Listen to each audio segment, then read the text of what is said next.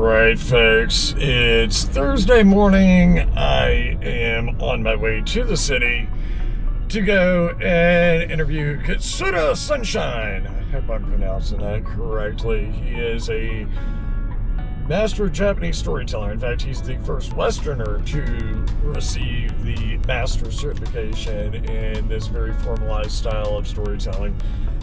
Been following the guy for a while, and completely charismatic, very entertaining character, very bizarre dude, to be honest with you, and I think that that's why this is going to make such a lively interview. He is a storyteller, so that said, yeah, he knows how to captivate an audience.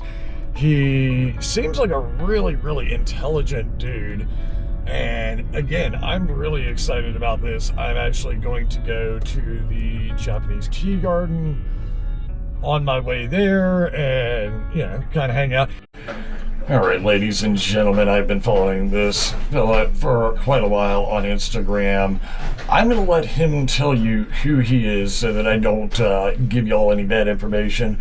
So, first off, what is your name and what do you do? My name is Katsura Sunshine, and I'm a traditional Japanese rakugo comic storyteller.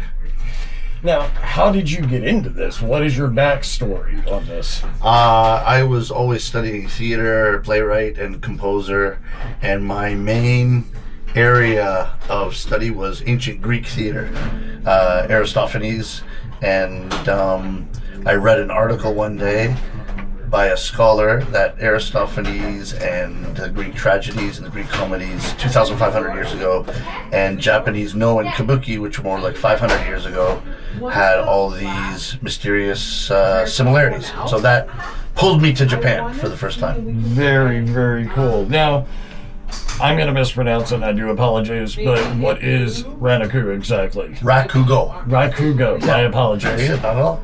It's a 400-year tradition of storytelling in Japan. The stories have been passed down from master to apprentice through the ages up until the present day. Very cool. Now, how long did you study in order to become a master? In order to become a professional, you have to do a 3-year apprenticeship under a master. I went to my master's house every day for 3 years, not one day off, did the laundry, cleaning, menial chores, etc. Wax on, wax off, as it were. What I was going to ask you is, What was that like? Did you have to carry buckets of water up a hill or anything like that? Yeah, basically that kind of thing. I mean, fold kimonos and menial chores and that kind of thing, yep. Now, when you started this process, did you realize that you were going to become the first Westerner to attain this title? No, and I'm not the first Westerner. There was one 100 years ago from Australia named Henry Black, and he became Kairakute Buraku, became his name, and so I'm the second in history. Very cool. Then I'll definitely have to look him up. Now, what did your family think when you decided to do this? Well, I'd done so much crazy stuff up until then that they didn't. They said, "Oh, yeah, good luck." They weren't too surprised. Very similar to how my family acts whenever I call them a news.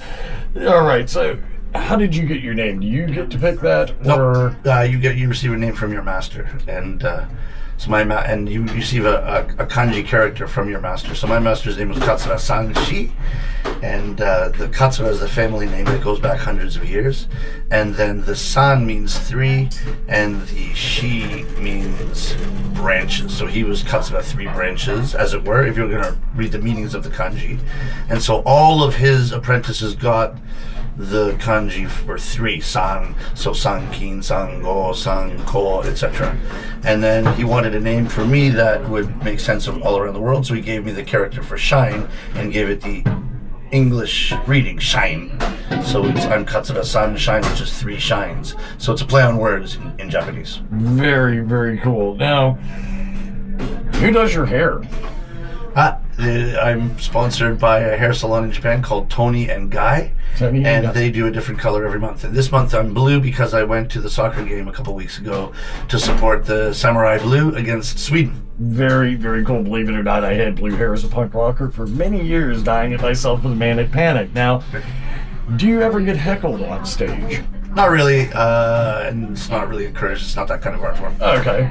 Yeah, I'm excited because I've never seen anything like this, so this is going to be my first performance tonight. Now, what is the strangest souvenir you've ever purchased while on the road? I don't really buy souvenirs. Oh, okay. Sorry. No, don't be sorry. You're being honest. Now, Yeah. is there anything that you wish people knew before coming to your show for the first time? No, there's nothing really that you need to know, and it's. I like people to be relaxed and know that they don't have to have any special knowledge to enjoy this art form. If you can enjoy stand-up comedy, you can enjoy this as well. It's just basically stand-up comedy plus storytelling all rolled into one. Very cool. So, is there a venue that you would love to perform at that you haven't had a chance to yet? Venue. Yeah, I'd love to have a Las Vegas residency someday. You would do well. I just went to Vegas twice, actually, in 3 weeks. You would do well in Vegas. Really? I think you a bit more famous, I think. There's some smaller venues out there. Really? I think you could get something out there. I think that with your personality, you would definitely fit right in. I had a great time. So, and I will be mentioning that in a minute too. But now, you spend a lot of time in Japan. What is your favorite late night snack while you're in Japan? Oh, I just love Japanese yakiniku. Have you ever heard of that? No. It's basically barbecued meat. And they talk about New York being the city that never sleeps, but that's bull. Tokyo is the city that never sleeps. Any kind of restaurant is open until 5 a.m. if you look for it. And Nice. so that's my favorite. Yeah, that's definitely my kind of city right there. Now, since you spend so much time over there, does Japanese Wagyu actually live up to the hype? Japanese what? Wagyu steak. Wagyu. Wagyu steak. 100%. 100%? 100%, yeah. Okay, absolutely. Now, last couple of questions. Sure. Pink Floyd or the Beatles? Pink Floyd. Hell yes. Final question.